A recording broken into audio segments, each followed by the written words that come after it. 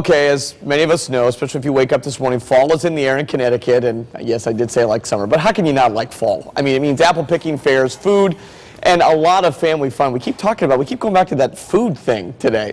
Here are some great ideas, things you can do for the whole family. Is Edwin Bartlett, who's like a family member now here at WTNH News 8. Edwin, thanks for joining us again this morning. Great to be here. You are smiling because I know you're looking forward to a lot of great things that are coming up in the fall.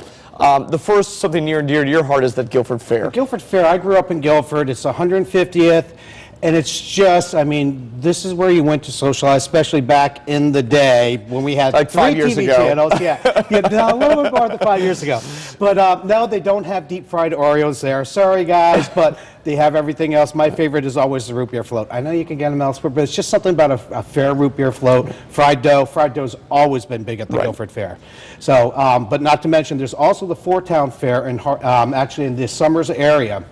And I'd mentioned this earlier. If anyone knows what a doodle bug pull is, and you did ask us this morning, we still haven't gotten the answer to that yet. If you know what a doodle bug is, it the pulley, the puller? I don't know. I want to know. I don't know about the skillet toss-o. I don't want to know about that because. But and I think, and this is no disrespect to the Big E because it is a great event. Oh, but I think the joy of some of these smaller fairs is you do have that intimacy that you may not get at some of the bigger state fairs that you see. Absolutely, and in New England State Fair, you run into one or two of your friends maybe. But like when you go to your hometown fair, everyone you know is there. It is like the social event for many of these small towns. And fair season actually starts the week after July 4th in Connecticut. Wow. A lot of people don't know that because you don't get out there. And we'll end in the second week of October in Portland. So we still got a couple more weeks of this. And it is. I mean, there's a lot of great things. There's the food, and it's just the energy of the whole atmosphere of being fall. Absolutely. You see the people in their sweatshirts and the kids and that kind of thing. It's good to get out. Connecticut's a great place in the fall. It is. It is. It's a great time all year round, except when it snows a lot. But other than that, you know, we're cool with that. Except when there's 27 or 72 inches of snow in January.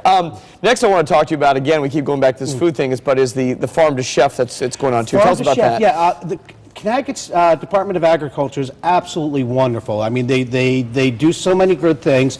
And Farm to Chef Week is basically exactly that, getting local grown produce to the chefs. There's, I believe, 70 restaurants participating throughout the state.